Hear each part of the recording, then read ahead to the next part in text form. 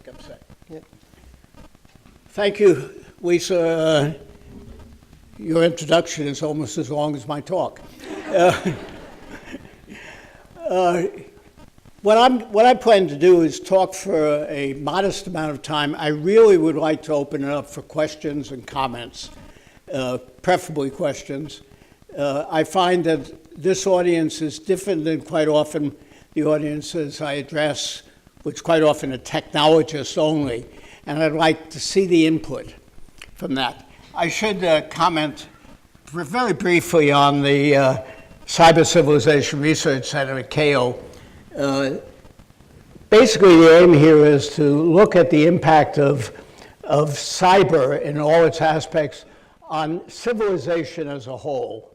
If you look historically, every time we've changed communication, the interaction with nation states, the interaction of economy has changed. When the first undersea telegraph cable went in, suddenly Europe and the United States were able to talk in milliseconds as opposed to 10 days. That improved a lot of things and it caused a lot of problems. Every time we do that, we've changed, we've created stresses, we create advantages. It's clear that the internet did that in spades. That plus some other issues, which I'll maybe get into later. So, if I can get this thing to work. Okay. Did I miss one? No, okay. Let me first start out by pleading that you understand that we don't do AI. Okay. AI is an old subject. It's been going on since I was at Bell Labs. I had the privilege back then of working with or for the leaders and the inventors of AI, Al Perlis, Al Newell, just real leaders in that field. They were trying to make an environment where machines could behave as humans in the sense of thinking, being able to come up with the type of leap forwards that we seem to be able to do in our mind. It was very difficult to do that work. It's still difficult. I noted with interest that Science magazine, the journal of the AAAS, published an article a couple of weeks ago which said maybe we could look at the way the brain operates in order to understand better how a real AI system would operate. That article was essentially the same as the one I read 10 years ago and 20 years ago. We have not made good progress there, mainly because we don't understand how the brain operates. We don't have ways of monitoring it. We don't have ways of inspecting what it's doing. Very coarse stuff. Functional MRI just does not give us enough detail.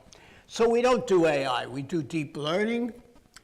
We look at massive amounts of data, a massive amount of experience, and we draw inferences from it.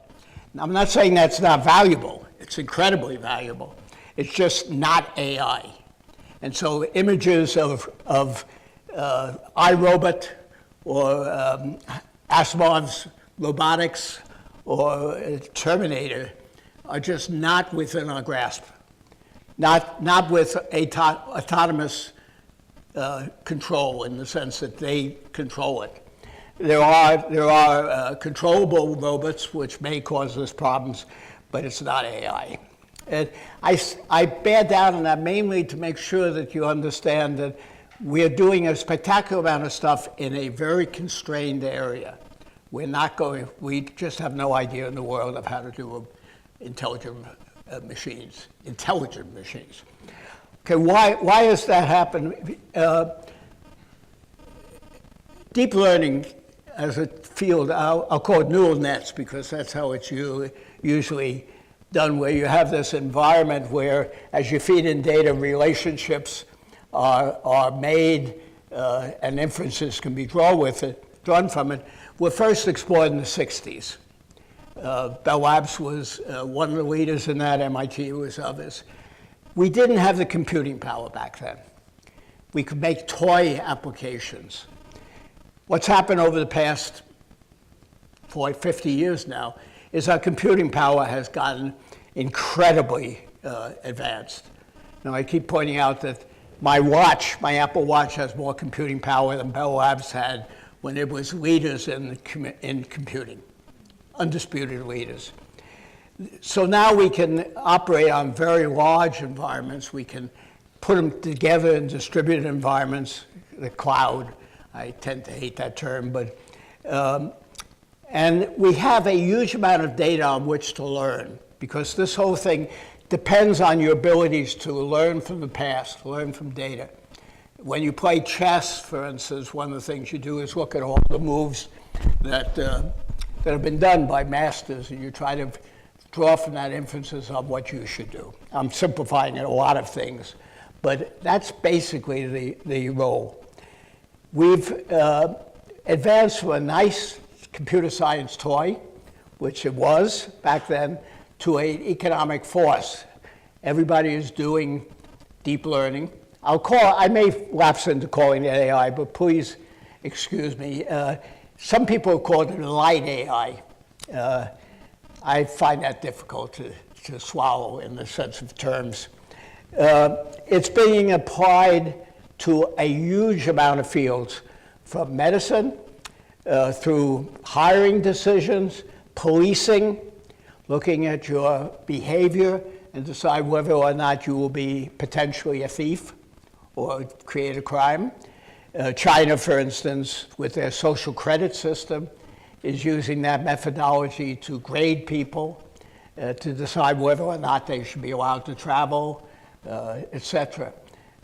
There's good parts to that, and there are very bad parts to it. Side thing here, China does it as a government action. We do it as a commercial action, in the sense that we're using equivalent methodology for looking at your credit scores, your ability to get loans, hiring, etc. No country, no society is free of trying to use this both for good and bad. So, we tend to say they're bad, we're good. Basically, we're trying to learn how to do it. So it's not AI. I want to push that across very hard. Okay. I'm going to spend a lot of time saying what our problems are, because I think it's very important that we understand what the problems are. Okay. It's used often as if it's a perfect tool, that you look at this massive amount of data, you look at experiences, etc., and you draw a conclusion. And as with most computing stuff, your automatic assumption is that what comes out is correct. That's not necessarily true with deep learning systems. The quality of what comes out depends on what goes in. The quality of what comes out depends on who decided the rules, who built the neural nets underneath it. Now, we're beginning slowly but surely to learn how to let neural nets adapt themselves a little bit. But that's very, very current stuff, and it's not clear that it works. But that means that, in fact, we will make mistakes. And those mistakes can have deep impacts. It can have impacts on the person who is denied insurance, for instance, because of some deep, I'll call it AI system, it's easier to say, which decided based on the things it knows about you that you're not a good credit risk or you're not a good health risk. And the more data you have on a person, in some sense, the more you can make these predictions, but they very critically depend on the models and the assumptions that are built in. So programmers are still there, data scientists, whatever that means, are still there. We don't train people very well in that area at all. Usually it's computer scientists who decide what the rule structure is. That's a dangerous game when computer sciences are not trained to do that type of work. We can train them, but the quality may be missing. So that it's, and worse yet, it is very difficult to understand if a model, a deep learning model, will produce always correct results. It may produce erroneous mistakes. Our programs in general, operating systems, everything, occasionally makes mistakes.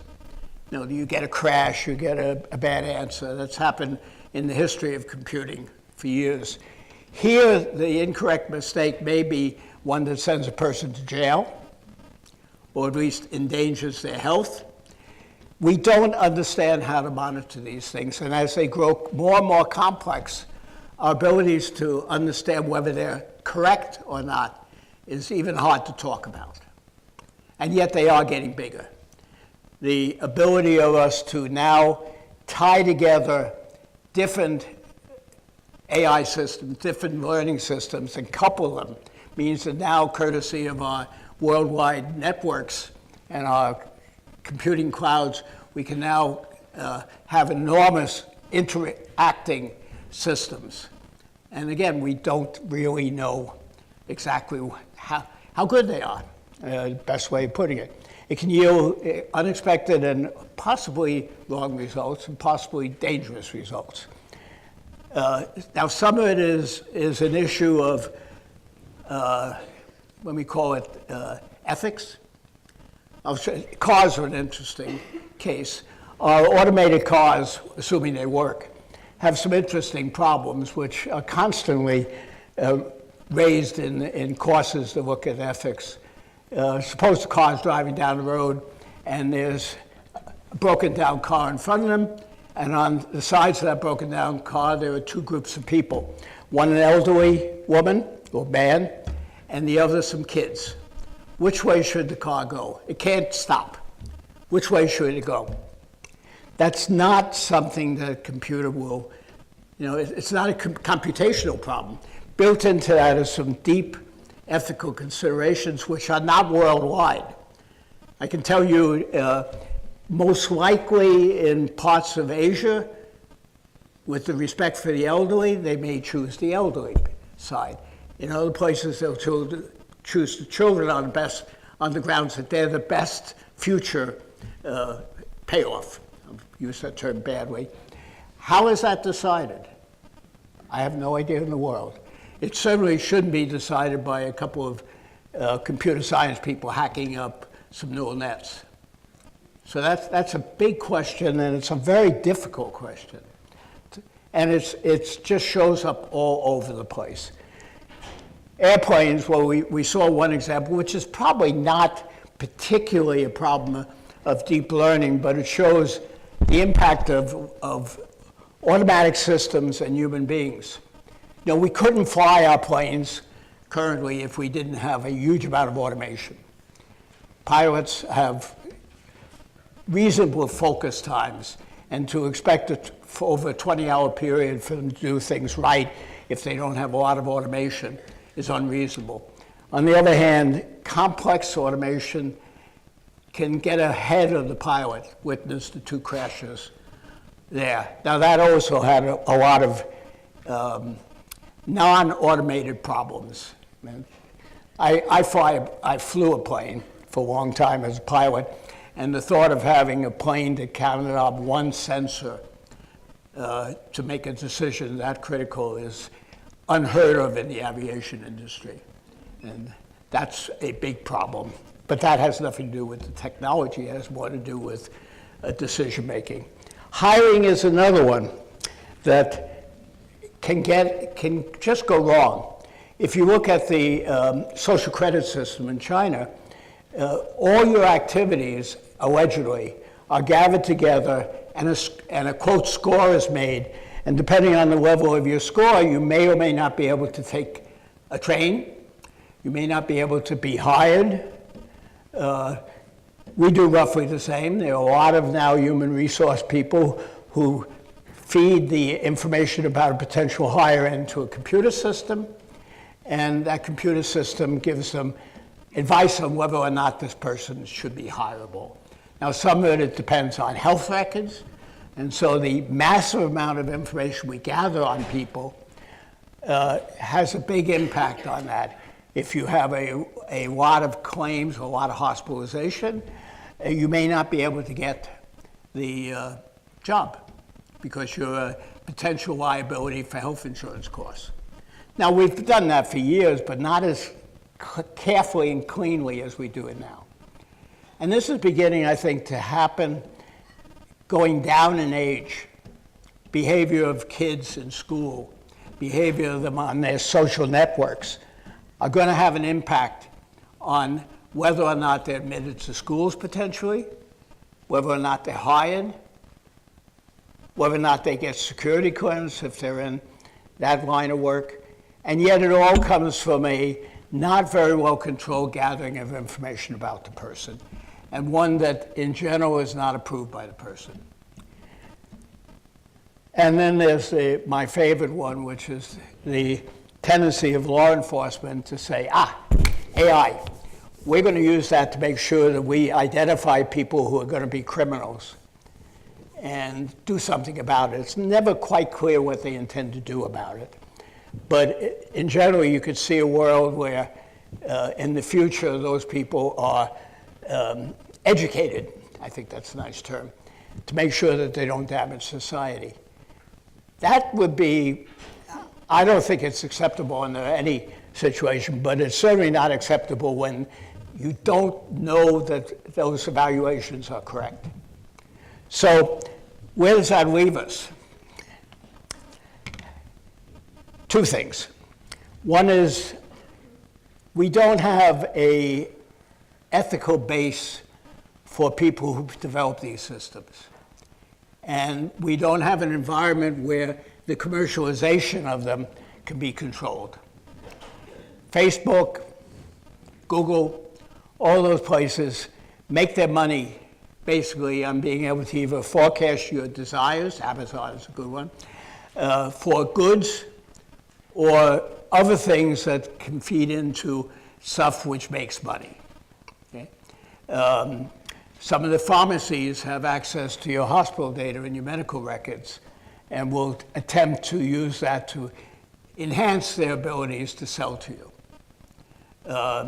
There was one particular case which I found interesting where looking at the behavior of a female group of people, they try to deduce who's becoming pregnant, and therefore bombarding them with sales material on goods for babies, etc. Before, in fact, often before the person even knows they're pregnant if they are. Is that acceptable? I don't think so. That type of penetration of the commercial sector into the very intimate details of how you live, what your life is, I think are very, very dangerous. Now, let me assure you that if you talk to at least a lot of people in industry, they think it's a grand idea. But they're in business to make money. We're still in an era where the prime obligation of business often is to produce stockholder value. On the other hand, I'm not excusing it, but I point out that people, when they use things like Google services, are getting a free good, and they're paying for it by having all their information gathered, analyzed, and stored forever. Now, allegedly, by the way, Google offers a service to universities for a fee, which guarantees that they will not do that. Can you be sure they don't do it? I have no idea in the world. If you go and ask the companies what they do, often they'll give you a song and dance, and you're never quite sure what it is. The danger here is not just our commercial world. The other day at Stevens, I held the first of a set of conversations, I call them, that Keio is going to do, where two of us get together. I'll be the moderator for a while, and sit down on the stage and discuss a topic of shared interest and broadcast it. This one was on cyber war versus nuclear war / nuclear war versus cyber war.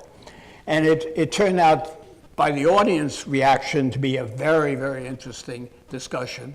I found it interesting as one of the players. But I bring that up because, in fact, more and more decisions on what we do are going to be heavily determined, heavily directed by systems which analyze the environment, computer deep learning systems, which analyze the environment and tell decision makers what they should do. How many remember war games? Yeah, we're there. You know, we may not have a machine that's quite as intelligent, but when you're looking at reaction times that quite often happen, you automatically go to deep learning systems which say, under this environment, we recommend you do that. Now, that doesn't mean that they fire the buttons, but in fact, with the time scales we're talking about, that will probably force it. That's a dangerous game, very dangerous game.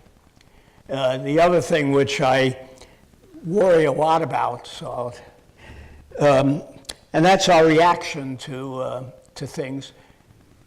We live in a world that's largely controlled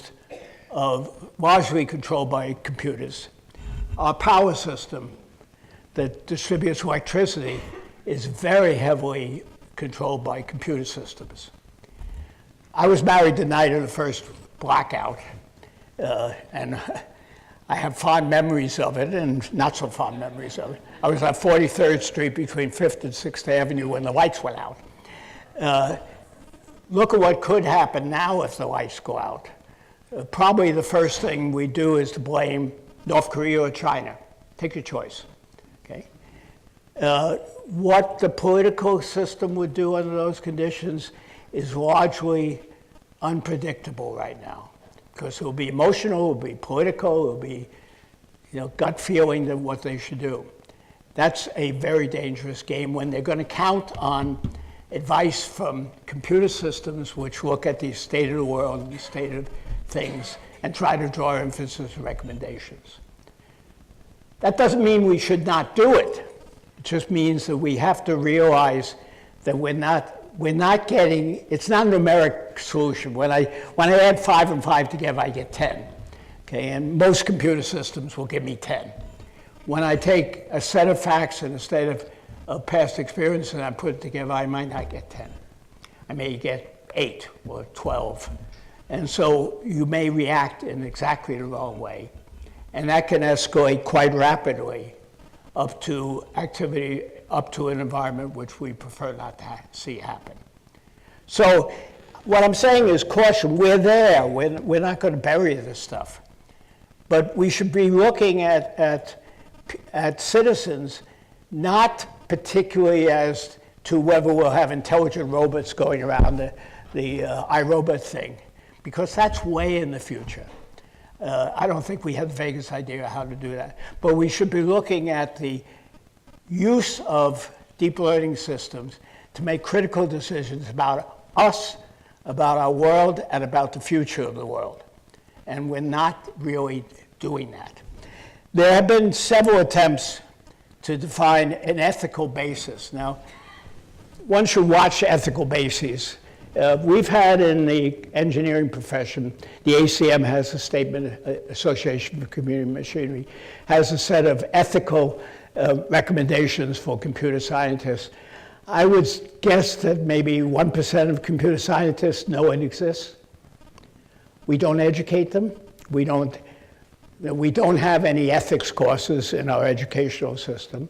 It's not it may be required by the accrediting agencies, but it's so small that it's usually waved over. And yet, those people are the ones who, in fact, are going to implement these things, and they should have knowledge. Witness Google, when they were building a search engine for the Chinese, allegedly, for the Chinese. It's not allegedly, they were doing it, they admitted to that. A lot of the technical people reacted, okay? But that went pretty far before they reacted, and the people involved in it were not particularly sensitive. They just did what they were told. And the argument is, unfortunately, very much like the Nuremberg things. I was just told to do it. I work here, I don't think. There are two of them. They tend to be very hard to draw up ethics, because on one hand, Oren's ethical statements, Oren is chief executive officer officer of the Allen Institute for AI. By the way, he gets up on the stage and says, we don't do AI. We do deep learning, which I think is interesting because the name. But here's a set of things which are largely designed for the practitioners in the field. And you can sort of, I'm not going to go through them, but most of these turn out to be very difficult to actually implement. I mean, you know, the fact that they put a set of requirements on the implementers that are counterproductive for their careers means that unless it's really a bad thing, they're not going to react. So that's one issue. I'm not going to try to read it. This was another one, which is Brussels Agreement. This came out of a group of largely not-for-profit groups like EFF and others got together for this. And this sounds very good, but I can't see a company paying any attention to it because it puts limits. You know, they shouldn't maintain a secret profiling system. Yeah, I mean, that's nice to say. Will you stop Facebook from doing that? Not unless there are laws in place. The UN has another set, and there are several others going around. They have to be somehow merged, and they have to be merged in a way that we're not used to merging things, in the sense that we need to understand that if this is to be effective, it has to be followed internationally. Two things wrong there. I mean, most countries have their own view on this, and they're impacted by their corporate and their own philosophy. The other thing is that if we ever had a treaty, I could almost guarantee the US would not sign it, which is a big problem. We haven't tended to sign. There's another place this comes up. There's a lot of motion now to declare that certain activities like attacking the critical infrastructure of a country, be it financial or power or whatever, should be the equivalent of Geneva Conventions. I guess it's Geneva, the gas, poison gases. It should be forbidden except in time of war and a few other things. There's a lot of interest in doing that, and you can almost bet there'll be a lot of countries who refuse to sign it. So how do you deal with this, where more and more the technology is endangering the world? Notice, by the way, that the bulletin of the atomic scientist clock is slowly going towards midnight. That's due to two reasons, both of which are largely instigated by cyber, but not completely. We're beginning to get to a point, and this is a little off topic, but again, it's an ethical discussion that has to be carried on now, not after the fact. We may not be here after the fact, but anyway. Up until now, the use of atomic weapons has been not done. People are scared to do it. It's sort of something you don't do after the back off after the Cold War. Now people are beginning to say, well, can't we use a small nuclear device, for instance, to get rid of a deep bunker? You know, we have precision-guided missiles, we'll send over with a nuclear device, limited damage, etc. Those things very seldom don't escalate. You hit me with one, I'll hit you with one slightly larger, and away we go. Very difficult, and again, it's often motivated or underpinning. There's computer systems which are advising you on long-term strategy. Government does not have one, believe me. These are all there. I think I'm going to, am I about right? Yeah, I want to leave plenty of time for questions, but what I'm trying to do is to sensitize this audience to the fact that there's a very, very valuable resource there, a computational resource. It has all the power that we've gotten out of computers. You know, computers control almost everything we do. In general, they do a fairly good job, not necessarily. In the deep learning, they can be very dangerous. I'll throw one more thing in. How many of you believe that your computer systems are reasonably secure? No, good. They're not. I point out to people that when you buy a virus system for money, what usually that will protect you against is high school kids. It will not protect you against any serious person. Our computer systems, our internet, our whole thing have a lot of very difficult to fix security problems. That reflects back on when I have to do decision making based on deep learning, distributed deep learning, I have to worry about whether the security of those systems has been violated. We don't know how to do that. So a whole bunch of interesting problems that for the students in here, I leave to you to solve. I created part of the problem. One final thing, you've all heard of quantum computing. If it happens, and I think they're fairly confident that we can do something, but that could make deep learning even more deep. That could actually make it much more sophisticated. That doesn't necessarily mean it will make it more accurate, but it will be able to handle much larger databases, much larger neural nets in real time. So we're in for a very interesting time. I commend to teachers here that it's worse than bad not to bring up ethical issues. Kids will learn, maybe it will help them in the future. If we don't do it, we're going to have some serious problems on our hands. I open to questions.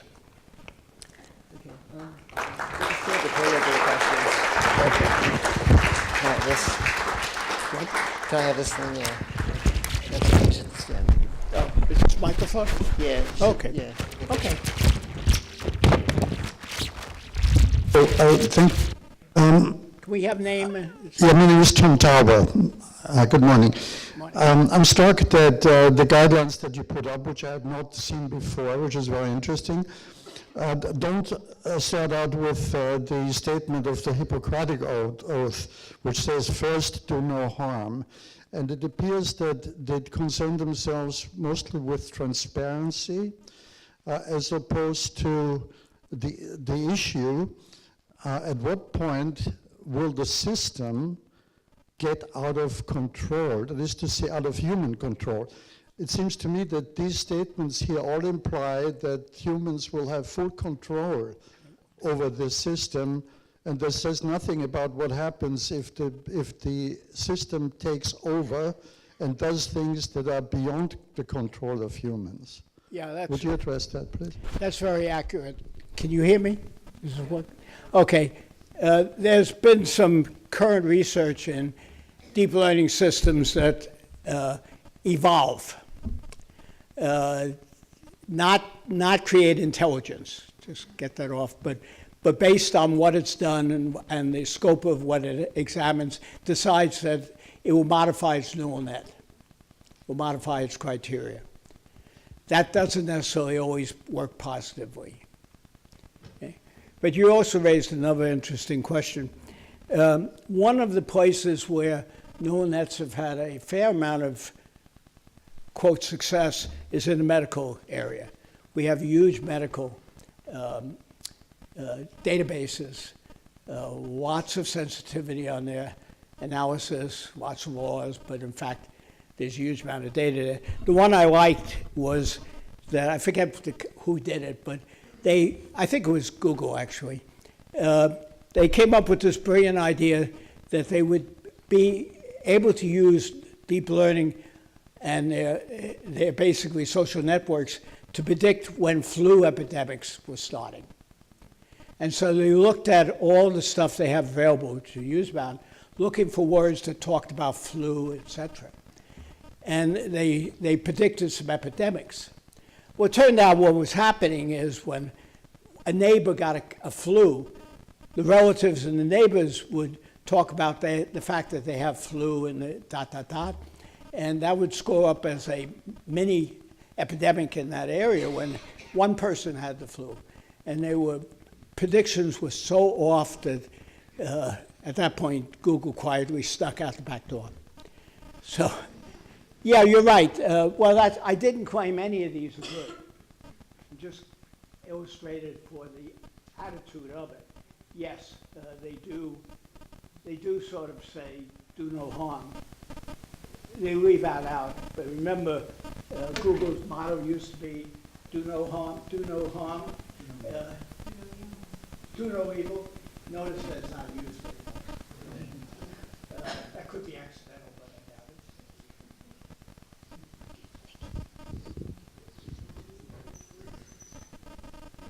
I expect to hear some questions from students.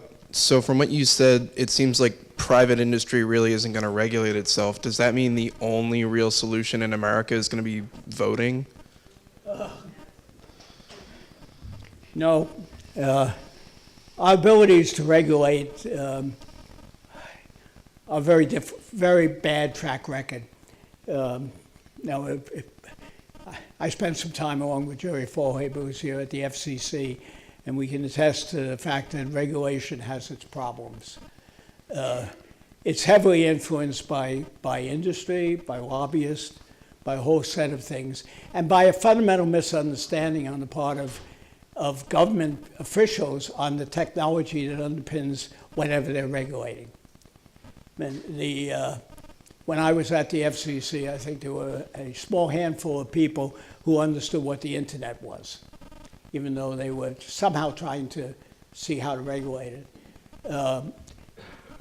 Government, I think, is a bad place to regulate in the sense that it hasn't done a good job.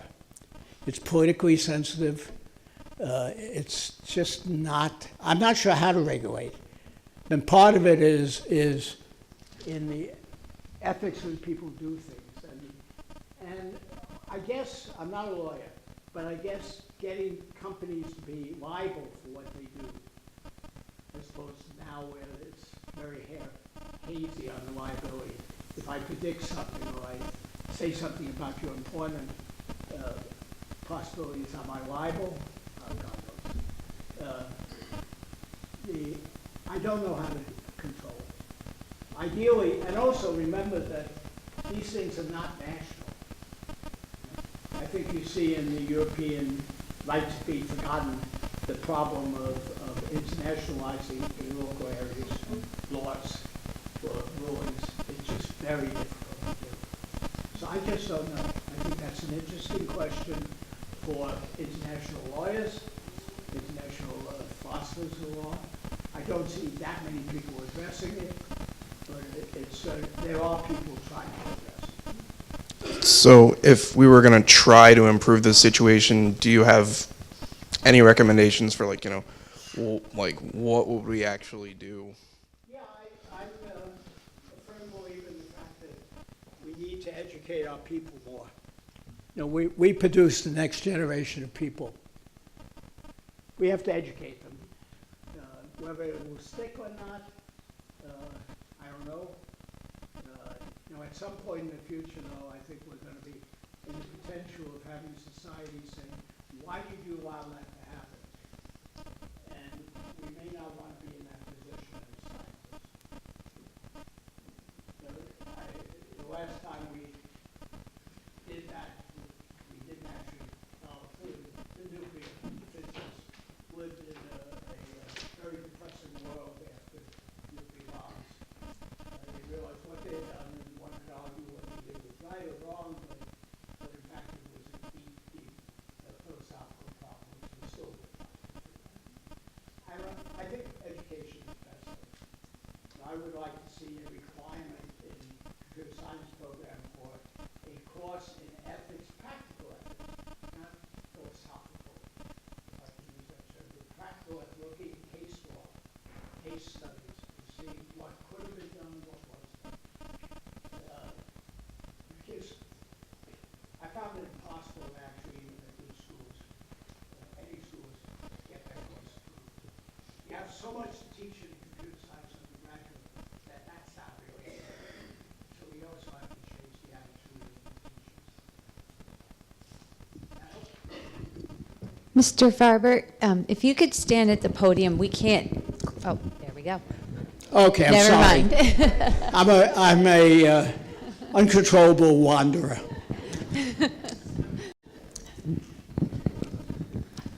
Good morning. This is Saeed Ismaili. First of all, as a teacher in computer science, I really appreciate the talk.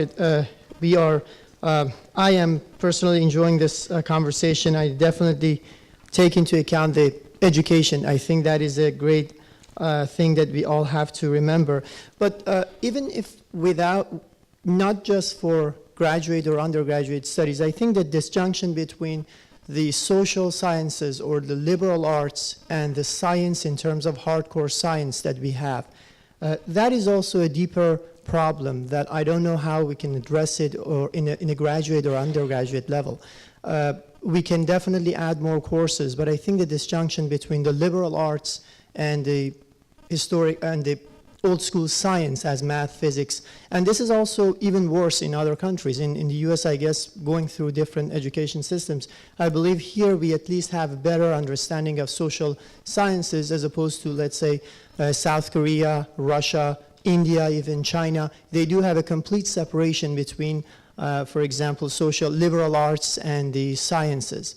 And all of these things that or of efforts that we see, for example, in Facebook, they do have a team of engineers doing all their work, and then they do have a team of, let's say, ethical people who are working on the ethics after the fact that the product has been designed. So what are your concerns or what will be your recommendations to address if this is a problem and how we can basically address a this? problem. By the way, Google just disbanded their group, the advisory group, for, I thought, bad reasons. People objected to one person on it. Advisory groups are useless unless you have a spread of people. If all the people agree to it, when they come to it, you don't have an advisory board. You have a mouthpiece that just says the same thing. But politically, they have problems. I think I would point out two things. Rosemont is attempting to do that in the sense of infusing a modest amount of technology into what's largely a liberal arts education. Right? That's one very important thing to do, because practically, though, if you look at who's going to be in the legislature and the endless government agencies around the world, it's likely not to be people who come out of certainly a computer science education. There are a few, but they're relatively rare. Okay? They make money and they go elsewhere. So infusing into making sure that your people who are going to go to law school, et cetera, have some appreciation of the technology of the world they're going to live in and do live in is important. The reverse problem is severe. In the technological world, and part of this is cultural, there's very little respect for social science. It's not hard. It's not hard science. And I think that's wrong. Part of it is the way they publish. I'll admit to having a slight bias there. Most social science papers quote what he said about what he said about what he said about what he said, and then at the end, you say something. Right? That's not the way engineering and science works. Unfortunately, we go to the other extreme. We never bother to say what happened before, but the two are incompatible in passing information. And I think part of one part that could be useful, again, is to have part of a science education, at least a section that talks about social science issues. If you want to see the disconnect there, National Science Foundation has a social science activity which is constantly under attack. It says, it's been that way for years. That quote, that's not science. Somebody once pointed out that, I do say this with much fear, that any discipline that has the term science in it is probably not science. I think that's unfair, but that's the perception. And I think we need to cross-pollinate. I read a fair amount of social. I live in an environment in Tokyo where social science is fairly active. I'm trying to understand it because it's social science in the Japanese mode, which is head-splitting at times, but valuable. Anybody else? Yes, sir. Oh.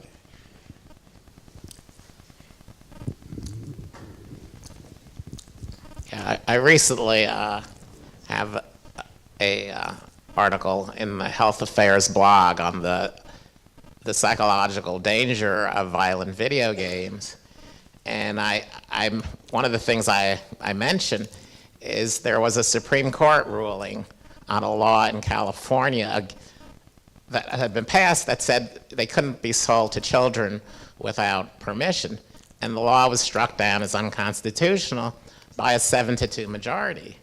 So that sort of shows the limitation. I mean, even if you have an ethical principle on this, it's not likely to ever have the force of law. So how are we going to get ahead if you can't even in the United States pass a simple law like that? Not a lawyer. I think the way we've been not successful but better than is the organizations outside of EFF, EPIC, etc., ACLU, which sort of try to put the fire to the souls of government and law. That's not always a very productive way of doing it. Educating the public might be a good way to do it because they keep electing people that don't care. Yeah, I did suggest that cooperation of, for example, the American Psychological Association with the educational societies might in fact be able to do that. They may be able to. I think one of the problems I see is that these groups hardly ever get together and talk. Yeah, that's true. And I've been trying for a long time to change that, but with some lack of success because they do compete for funding. Yes. And so they keep worrying about, well, maybe if we meet together, we'll lose some money. Yeah. I think that's nonsense.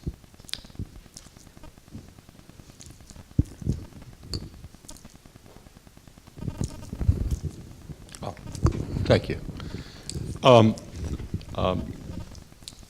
Thank you very much for your presentation. In this list here in your presentation, you said there were two problems with it. One example you gave was regarding nuclear weapons. Did you get to the second one, or did I miss it? No, that's the problem I have with this set is that it is, I think, not acceptable to the to industry as a whole. They would find a lot of problems with this because it says a whole bunch of things. For instance, no institution to establish secret, ... And they would argue, whether valid or not, they would lobby against it very strongly. And again, these things are only meaningful if they can be internationalized. You know, we're seeing that in the European, I can never pronounce the abbreviations, but their latest privacy things, that it's difficult to see how you can ever internationalize that. It's just, you know, sort of action at a distance. If you have a player in some other country and you're going to insist that they observe European law, unlikely in practice. China is never going to do that. U.S. will never do it if they can get away with it. The only place you can get any meaningful thing is something that's acceptable to everybody, and that's hard. And is this because of not only a conflict of quote-unquote values between making money and other concerns versus ethics and education, and also is it also because, I'm asking perhaps leading questions, but I'm asking you to comment, or is it also because potentially or not of different values in different parts of the world? Well, it's both. Sorry. I mean, one thing I learned in being in Japan is that the value system is different. It doesn't show necessarily, but it's fundamentally different. Many of the European countries suffer from that. The U.S. is it has value system, but I haven't figured out exactly what it is. And it changes. Now, that's not to be criticized only. I mean, it's nice to have that diversity, but there is a problem if you're trying to say certain things are not reasonable. We've seen that even things which we thought were international, the Nuremberg conventions, the informal conventions, have been violated so often that it's not even funny. So I'm not sure how to handle it. The UN has not been very successful.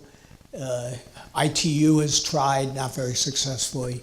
And first of all, the whole vehicle that this thing runs on is also a very political beast. The internet, its connectivity, blockades on it, all this have national implications in many countries and are very difficult to get any agreement on. I could have a whole lecture on, in fact, I'm going to have a whole lecture when I get back in Taiwan on the behavior of certain countries with respect to the international connectivity of the internet.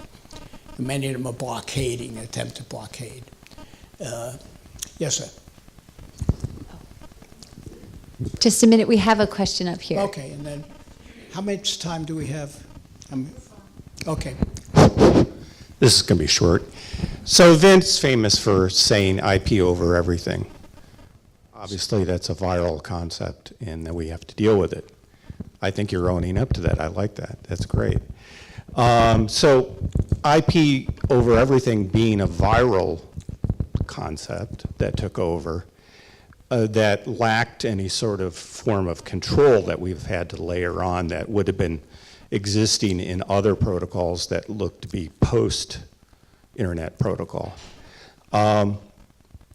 Is it possible, just looking at it from a systems perspective, that humans are actually hardwired to self-destruct, and the nuclear thing is just like what you see in Star Wars? I'm not sure I caught that completely. The echo in here is a little tricky. Can you just cut the question a little bit? Sure. So technologically, I think the idea of this talk is that we need to have diffused knowledge between engineers and ethicists. And that conversation has been lacking, and that by diffusing that knowledge, that's going to address that in the right forum, of which ACM, perhaps EPIC, EFF are not the right fora, or international political fora. But it's possible, I know within IEEE that we wrote some papers that would introduce IEEE members to ethics, and that IEEE members also have an ethical obligation when they design systems. So shouldn't every engineer take into account ethics? Yeah. I mean, every society, every engineering society has had those type of statements in the past. IEEE is certainly one. I think the ACM has one. I could probably count on several hands the number of IEEE or ACM members who have ever read it, more or less obeyed it. There's also a problem that, again, you have this conflict between the ethical situation and the fact that you work for a company who expects you to do things. And if you blow whistles too often, you suddenly find you're unemployed. More or less the fact that I know of no class in engineering that actually goes over the IEEE ethics, or the mechanical engineers or chemical engineers ethical statement. So there's a problem there, whole set of problems. Probably the only way I can see out of that, and I'm not sure I like this, is to hold companies legally liable. Okay, we've created an environment now which I support, in the sense that companies like Google are not responsible for the information they handle. I could give a 2-hour talk on the problems we've had with social networks and false news. By the way, that's not a new occurrence. It's been around for a long, long time. realized that we started a war back in 18-something based on false news of a Chicago newspaper. So it's an old game. But I just derailed myself.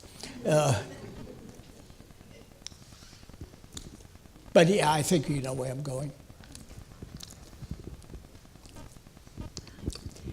Speaking of cross-pollination between science and liberal arts and business, when I think of the internet and computers, I, of course, relate to Amazon, Google, Facebook, and the rest. My question to you is, these three companies in particular have grown almost like horrendous Godzillas to have become global entities taking over our lives almost. Would, as a certain not to be named political candidate has suggested, breaking up these monopolies solve any of the problems, since they have just grown so immensely, so fast, so quickly, and have taken over our lives almost? Would smaller entities be more open or be part of the solution to making ethics more, Yeah. First of all, I think it's unlikely that under my understanding current antitrust laws that you get away with declaring them to be bad.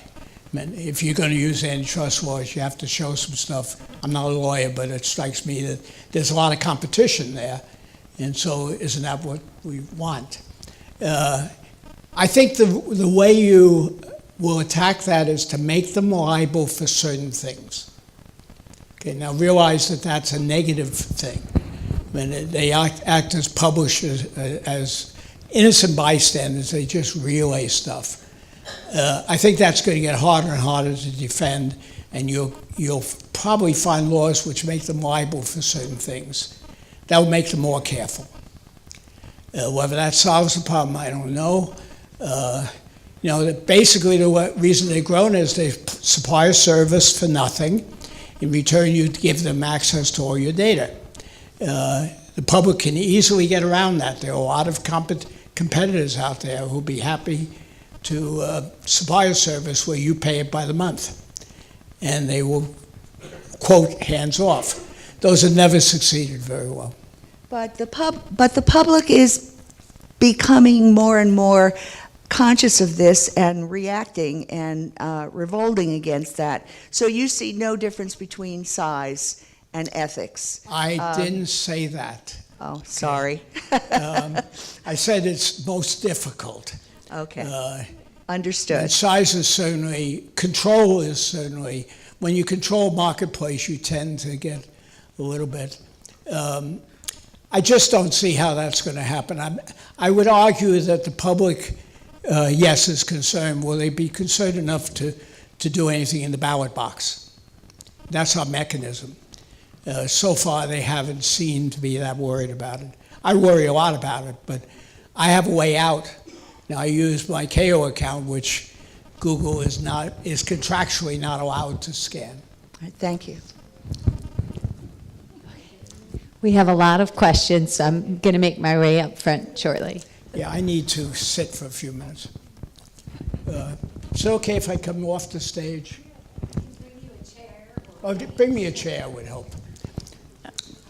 Thank you for addressing these interesting issues. My question is, within the last 10 days, I saw 3 examples of how a machine or robot have been introduced in addition to, and I'm wondering about taking the jobs of people in the future. I'm wondering if our children are being prepared for the jobs in the future.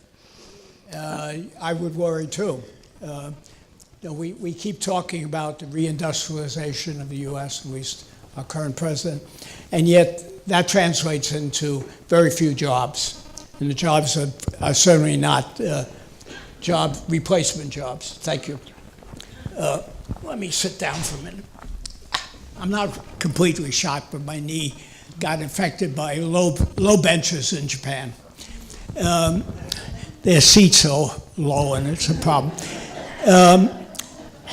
That's a big problem because, and if you look at Europe, there are solutions. For instance, in Germany, the BMW factories and most of the auto factories work, what, a four-day week max? And it's not 8 hours a day. And with courtesy of German, every week has a holiday in it. Very few people there, and but the workers are paid well, and I'm not sure exactly what happened to all the people who used to be in the assembly plant. Here, we just don't educate people. And in fact, I think we're going the wrong direction. There's an argument now that who needs a college education? High school is enough. No, that's nonsense. It's nonsense even for things which we might not enjoy. The military does not want high school graduates. They turn out to be not very competent in handling the weapon systems we have. And they will not be competent to handle the manufacturing systems we have, nor the computer systems we have. So yeah, it's a big problem. How to cure it is more of a complex issue. I mean, certainly, I have not thought that in detail. I know how I can do it at the university, but it has to be deeper. I will aside, Keio did a 4-part biography of me, which is sort of fun. It's on the Keio site, if anyone, keio.ac.jp. And one of the things I said in there is that one of the biggest influences on my career was the fact there was a company called Heathkit. How many remember? Okay. I learned electronics from assembling Heathkits. Besides how to put them together, there was a big section on how they worked, and that turned me on. We don't have that anymore. We have maybe a few small things, but you know, there's not been the effort to teach people or expose people to sort of how to deal with the simple things, the fundamental things. Maybe there were computer chipsets, but they're very weak compared to Heathkits. So maybe we need to understand that we're going into an era where our population has to understand the technology, has to understand how to live and work in that technology, and we're not doing it. All right, so given we have these concerns about the consequences of computer science being applied unethically, how much do you think going forward further ethical education towards computer science students and professionals in that field could be done to undo ethical mistakes? Or do you think that it's likely that any learning networks that are set up improperly are here to stay for quite a while, regardless of who ends up being put in charge of them in the future? Well, I think you're asking two questions. One, the mess we created, and I admit to it. Remember, the internet was an experiment. Okay, we had no interest in making it secure or anything because it was an experiment. You know, they sort of got away from us. Happy it did, but on the other hand, it's architecturally unsecurable the way it is now. And there are millions and millions of machines out there, so it's a big problem, which we're thinking of addressing. It's a real indigestible problem. And what was the other part? Remind me. I'm not sure if like that's partially answered both parts. Okay, then happy day. Thank you. Never complain with a satisfied customer. Doctor, with the issue of cybersecurity and the fact that today we can turn off all the utilities with the computer, we can stop factories and potentially stop all vehicles with the new technology from being able to be operated. how do we as a country protect ourselves and our national interest by preventing this type of thing from being able to be accomplished by rogues? Okay, that's a problem I've been thinking about for a long time. We know how to make a much more secure system. Okay, we don't see a way of retrofitting it to what's out there. So my personal approach to it is to take systems that are critical, that are real critical systems like power, financial, etc., and create much more secure environments in there. We know how to do it technically. Not perfect, but much better than it is now. And companies have tried that. I was involved in at least 3 attempts with Intel to do it. And in all cases, the market wasn't there. Okay, people were not interested in spending money. IBM used to say that they asked their customers, are you willing to spend 2% more for security? And the answer was no. After this set of things, I suspect if they ask again, they get back an answer, well, 20 or 30% would be willing if you could actually do it. And we are in a very dangerous situation. I could elaborate on that, but I think that would be outside this. We did at Stevens, I think, to a degree, because they can cause escalation. The problems are just, again, we did an experiment. And as in most experiments, we never worried about whether people would use it. We were trying to solve a research problem. And it got away from us. And the same thing happened, well, it didn't happen with the bomb. And that was a more focused thing. But nobody thought about limiting it afterwards until it was sort of too late. I don't know how to sensitize people to that. A friend of mine who's, I think I'd call him a friend, he has a senior heading all the computing and information technology for a major New York bank. You know who it is. And he said the thing that keeps him awake at night is security. And I suspect the reason he stays awake at night is that they've been attacked successfully often. But we have a mess on our hands. And there's no way of patching it. Zero way. You're going to have to rip it all up and largely start again. And that would probably be a good idea anyway, because what we develop now doesn't work very well at the speeds we're working now or the speeds we can anticipate. But getting even the research, National Science Foundation to do things here is difficult. Because usually what happens is you talk about the next generation internet, what it turns out is some small increment on the way, all the research that's going on now to make sure that it continue to get funded. That's not what's needed. What's needed is a revolution, not an evolution. If you can figure out how to do that, let me know. I've tried. Thank you. It would seem to me that the militaries of the world would be both the biggest drivers of this technology as well as the least controllable. So could you address that question? Yeah, I'll give a short form. There are 2 problems there. Several years, 5, 6 years ago, there was a meeting at West Point. It's called the Senior Seminar, and it has nothing to do with seniors academically. And they look at future problems, and one of them was on cybercrime and cyber war. Very interesting session, but there was 2 things there that interest me. There was a person who was basically extremely senior in the military intelligence system, okay? Leave it at that. It was Chatham House rules. You're not allowed to say who said what.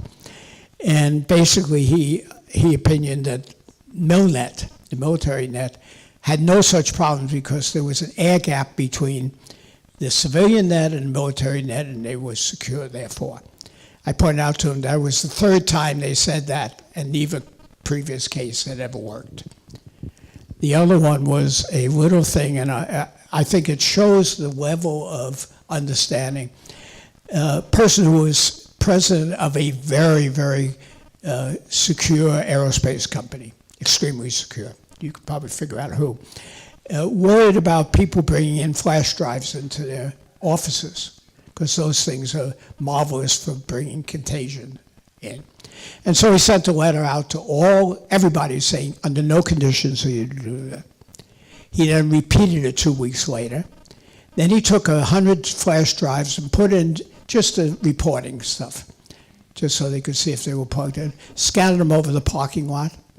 75% of them were brought in and plugged in.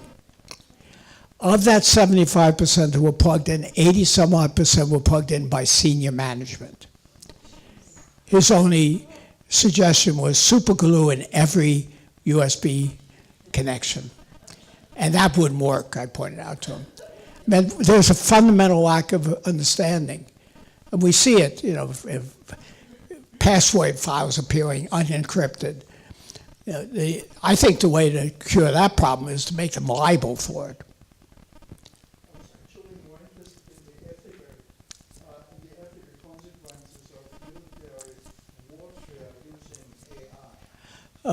Do you believe that the military has ever found itself ethically bound? I don't think I think the only time we've successfully did something, to my knowledge at least, was after Germany, after World War II. And we didn't really do that. We did it in Germany, not in Japan. I suspect that from all I can tell, they could do almost anything and get away with it. That's unfortunate, but it's the way international law and domestic law, we don't hold our military responsible, except in rare cases. Don't realize that after World War II, they were sprinkling biological stuff over San Francisco. They were exposing civilians to radioactive stuff with no attempt to think about the ethical implications. Yeah. Dave, we have one final question. I'm afraid we're running out of time. Okay. My question essentially is, in an environment where computer systems can make decisions that could lead to the loss of human life, who do you think should be allowed to determine a kind of a permissible probability of failure? And by that I mean, should the company do it? Should we have a third party that determines this? Or alternatively, should we not even have any strict regulation? Because perhaps you could say, well, if it's dangerous, then people won't buy the product or buy into whatever system. Well, we do that semi-successfully in medical area. And to put a medical device out is not a trivial exercise. To put software out that may have equally annoying byproducts like security issues, I'm not a lawyer, but I don't see anybody being prosecuted for doing it, false advertising or anything. I hate to say government. I think the only way I can think of that is effective is to allow people to sue, class action or whatever. And because the government will be very much impacted by political philosophy and lobbyists, and just the political world they live in. Even Europe can't do that, and believe me, in Asia it's even worse. So I think at least in the United States, where I vaguely know what the legal system is, if you allowed class action suits, you might be able to control them. In Europe, I'm not sure, and in Asia, the legal system escapes me completely. It's very interesting. I just stay out of the way of lawyers in Tokyo. No, I don't do that. They're actually good, but it's the Japanese legal system confuses me. So I thank you very, very much. Thank you, Dave. Thank you for the perfect start of what is sure to be a thought-provoking afternoon. So at this point, I would invite everyone for